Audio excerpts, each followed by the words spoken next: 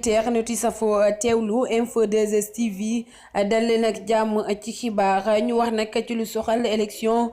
présidentielle yu février atum 2024 gi nga xam ne ñoo ngi ko war a amal ni ki 25 février ñu gis ne nag gannaaw ba conseil constitutionnel nag daal di ambare ay càmbaram ba noppi ñe lu soxal mbirum parrainage yi mu am nag ñaar fukk ak benn yoo xam ne daal nañu jàll ci seeni parrainage ñeneen ñi nag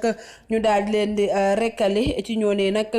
ñu gis ne candidat yooyee nga xam ne dañoo fësal ne candidat lañu te dagaan baatu askan gi ñoom ñee nag nga xam ne ñenn ñi dañ leen rekkale am sax ñoo xam ne validé nañ leen waaye nag dañoo def ab say nag booloo doon benn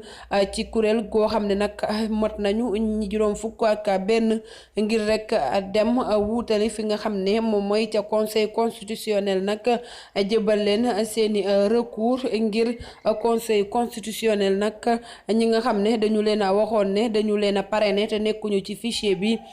wala sax ñi nga xam ne dañu leen a wax ne seeni clé dafa am nag problème loolee nag la ñu sàkku ji ca conseil constitutionnel ngir nag ñu càmbar mbir mi waaye tam ñu xoolaat wan leen chaîne machine boobee nga xam ne moom la ñu doon liggéeyee ngir nag ñoom ñu mun a teg seeni gët ci li nga xam ne moom moo leen très valider seeni parrainage waaye tam ñu mun a xam machine boobee nga xam ne moom la conseil constitutionnel di liggéeyee ana nag naka lañu koy amalee ndax nag fësal nañ fi nag ñi di waase naa xamle ne li nga xam ne moom mooy fichier bi disponible agul si ñoom te ñoom nag loolu lay gën a tax sax ñu gën a samp